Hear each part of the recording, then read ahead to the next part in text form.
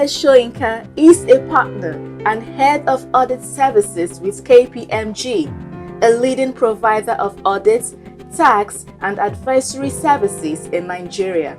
He is a husband, a father, and a seasoned financial advisor with over 15 years of extensive experience in providing audits and audit-related services. A graduate of economics from the prestigious Obafemi Awolowo University, Ile-Ife, Mr. Ayodele Soyinka is a chartered and certified public accountant.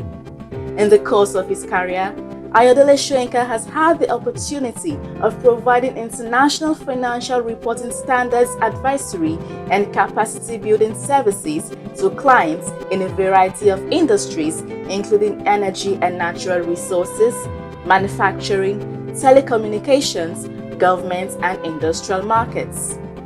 His experience includes audits performed in accordance with both the International Standards on Auditing and USGAAS and PCAOB. Is deeply experienced in serving both privately held and public companies in both Nigeria and the United States. In a society like Nigeria, where trust in business is on a steady decline, Ayo believes that professional advisors have the honors of helping their clients restoring their trust by helping them navigate today's complex landscape. For him, his major purpose is to inspire confidence and empower change. Well, good afternoon. Thanks for coming over. My name is Ayodele Soyinka. I currently work with KPMG. I'm married and I have 2 daughters. And well, I guess that's it.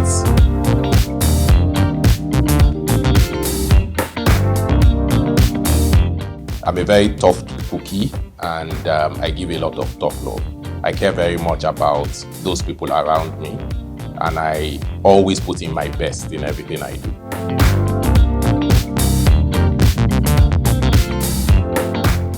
Okay, was born over 40 years ago to Professor and Dr. Mrs. Soyinka.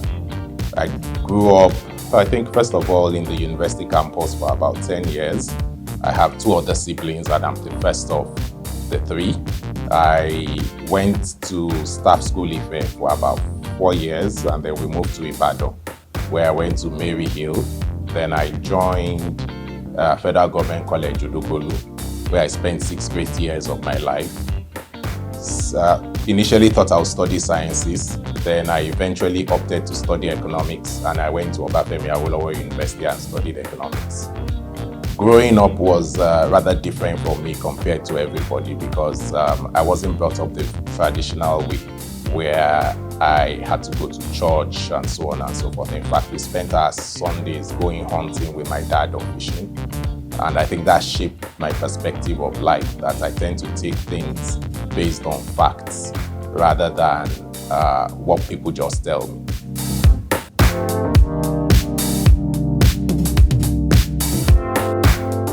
Very different, actually. I grew up in the village, my kids are growing up in the city, but I think I'm still trying to instill the basic values of hard work, integrity, honesty, in the way I raise my kids. Unfortunately, bringing up kids in Lagos, they don't have the kind of going to climb mango trees, going to set traps for rats, fishing that I had as a kid. But I guess life evolves. They are most of the time stuck indoors now. So I think it's more of a value-based way of raising kids that I'm focused on rather than the actual physical environment.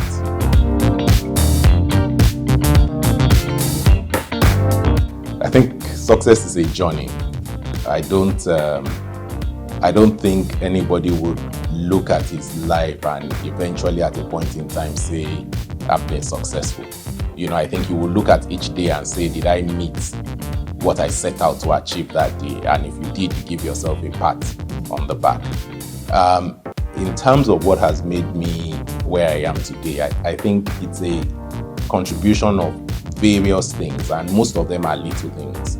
I always tell people that there's no big factor, there's no major milestone that would let you know how you're going to be or how you are today. It's those little things that happen every day, and most specifically the failures that happen, and how you are able to look at those failures, turn them around quickly, and become a better person, learning from those failures. I think that's what will make you who you are. Of course, I cannot take away the fact that I had very awesome parents who were interested in making sure that I grew up in a narrow and straight way. I think I was fortunate enough to get married to the right kind of person. I was fortunate enough to have gone to the right kind of schools at that point in time, which unfortunately might not be the kind of schools that I probably would let my kids go today, but at that point in time, they were probably the best of schools in the country. I was fortunate enough to get a job immediately I got out of school in a firm called Anderson that was really focused on developing young talent. And I think a combination of all those kind of things, including the daily lessons I got from life, is just what put me here.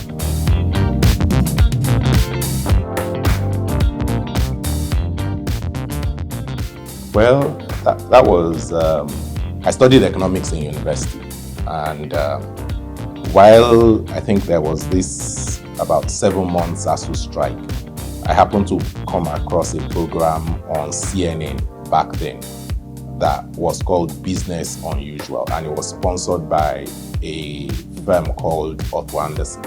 And what they were talking about was how young people went into companies and helped transform the way those companies worked.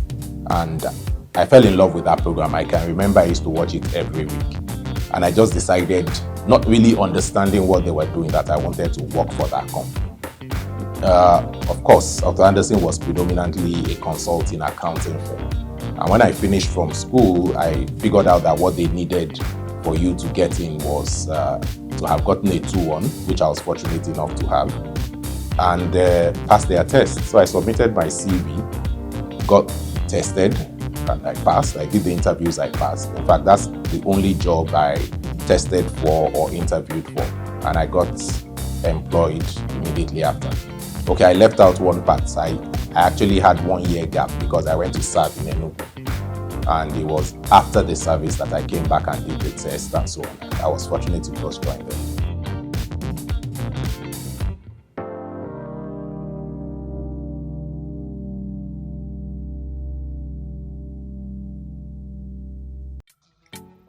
Ghana, how can they wear mask now? How me I wear the inside supposed to be outside. Mask will make me faint. If I wear them, it go cause problem for me. How I go do am? I go answer now. How they come.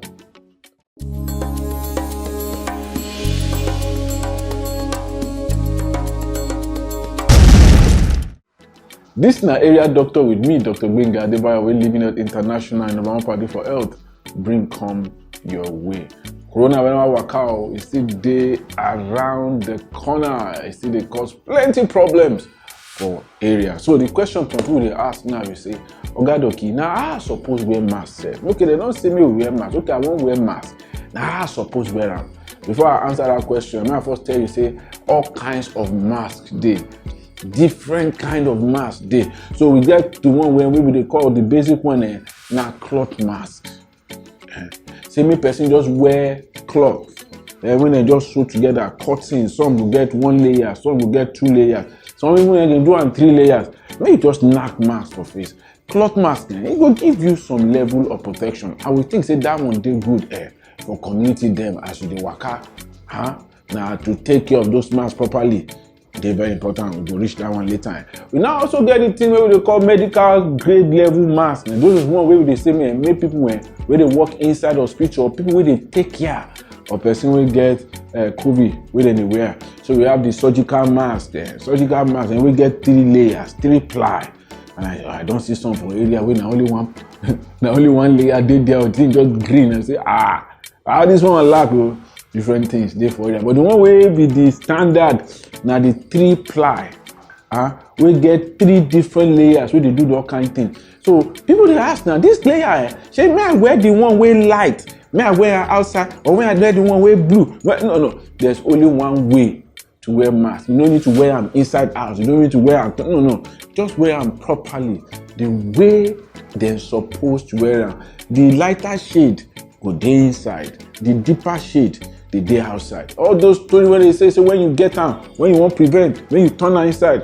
Other one a long thing. Science no bear that one out. The same way when we say we wear mask, the deeper shade outside, the lighter shade there, we wear them inside. Then we get some wey be higher grade level mask, N95 them, and all those. And may I no bother talk about them. You go see some of those pictures dey your screen now. The one we talk about, say even na the cloth mask may you wear them well. Part of the things we don't say now, we say some people don't say maybe if you wear two masks, it better pays me you wear one mask. Okay, it's possible now. So if you wear two, because it will give you greater level of protection. Because waiting with the one way we stop, now waiting they call droplets. So all the speed, if you put light now, you will see as soon as they talk now, speed will come out from my mouth now. It will be invisible. So all those speeds, all those things, you sneeze, something come out. The more layer of mask you get, the more you feel protect those things from going out, and you feel protect from coming in. The key, the cocoa, the matter way they talk about, say make everybody may you wear mask. Somebody gonna ask, Oga, if I wear mask now, say you no go make me faint like this. As I dey wear mask, the air where I dey breathe am in, I dey breathe am out. I know when I dey remove am small now, so I go breathe correct air in. No be so. It's hard. You see, we don't do tests and they check and say wearing mask, it no dey affect the oxygen level within your blood. It no dey affect am at all. So wearing mask go make your body take don't get bad gases. So when they remove am small, when they take good gas. No, doctors they wear mask when they operate. Then they wear mask straight 12 hours, 18 hours surgery, and nothing they happen. So wear mask. Yes, I sabi say some people as they wear them, they know they comfortable, they feel one kind. Go they wear mask. But it better make person dey a little bit uncomfortable than when person die. Have you? If you agree with that one, I think you say I agree with that one. So may you wear your mask. Wear. Sama your mask for your face. If they use disabled mask, make sure say you wash them. If you wash them, wear. You wash them, you dry them, and then you iron them and you use them. No, they use one mask, everlasting mask. No. The way you go even remove your mask after you don't wear them, you're supposed to do them in a way where you go protect yourself. And don't forget to hand washing, sanitizing, social distancing. As we do all these things put together, Corona no go permit us. You no go finish us. You no go see our end. Now we will see the end of Corona. You understand that? If you still get any question, I beg you send me mail. Don't forget to May you subscribe to this channel. Share this video with your friends and your loved ones. God bless you. Until I come again next time, you remember say life is no get duplicate.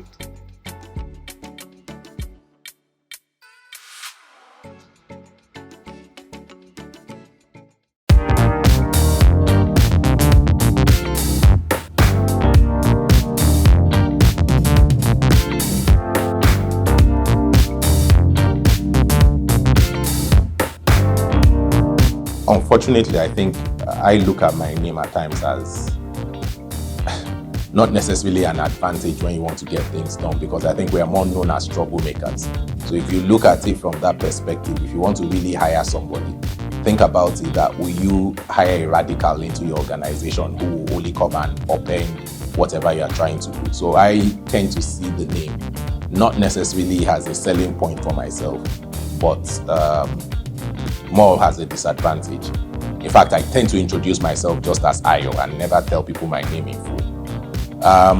My name played no part in what and where I am today. You know, I think it's just an element of, well, we must always say I was lucky to be at right places at the right time. You can never take that away. But I also worked very hard, you know, to make sure that I got good grades. I made sure that when I was invited for the test, I practiced and studied what I was supposed to do. And I think all that, you know, helped me to achieve where I am today. And the support of mentors, my wife, friends that I have also contributed.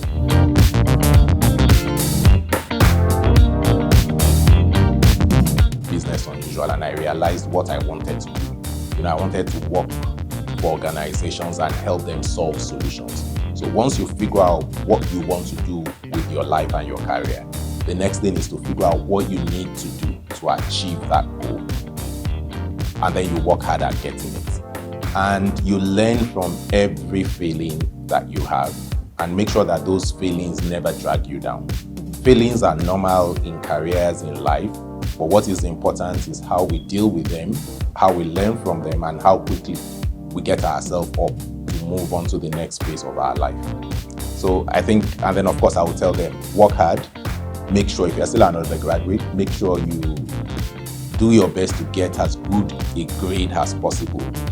I know there's a general say out there that the grades you finish in school aren't necessarily an indication of your intellectual capacity, but unfortunately, it's a criteria to get a good career anywhere in the world. So I would say, do your best to get as good grades as possible.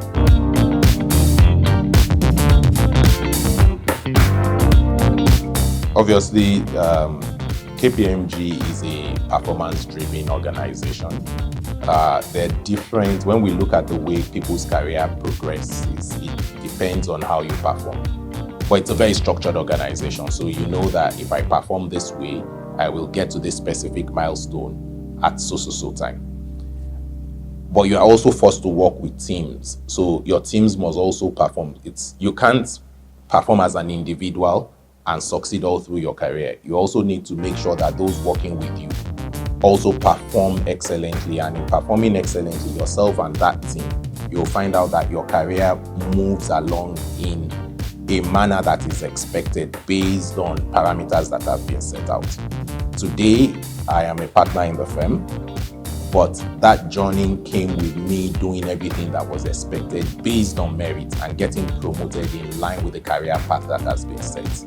So it's not, it's really about merit driven. You're given a piece of work to do, giving leverage about how to do it, and then you go focus on it and get the job done.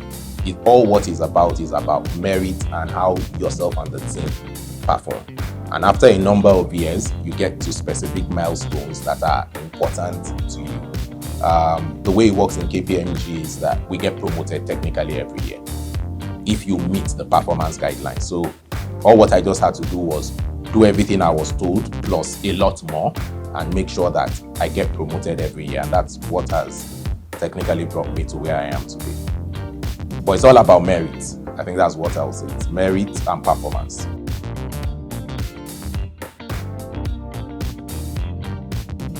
Well, the first thing I think one needs to realize about teams is that you're going to get different views.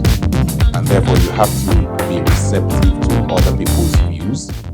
And you need to learn when you hear superior argument. Your view is never going to be the smartest in the room, even if you think you are the smartest. But when all of you have conversations, you will find out that pulling together the views of all of you can lead to the best decision. You also need to have a very good listening ear, and you must be able to remove bias from your thinking. So you can't necessarily rule out somebody's idea of view simply because you don't like the color of the person's hair or you don't like the kind of shoes the person is wearing. You need to just focus on what the person is bringing to the table and also focus on helping those people develop and also be receptive to them giving you feedback to develop. I work towards making sure that I performed at the level that would allow me be chosen or nominated to go on the secondment, and I was fortunate to go on secondment to the Atlanta office in the US for 2 years.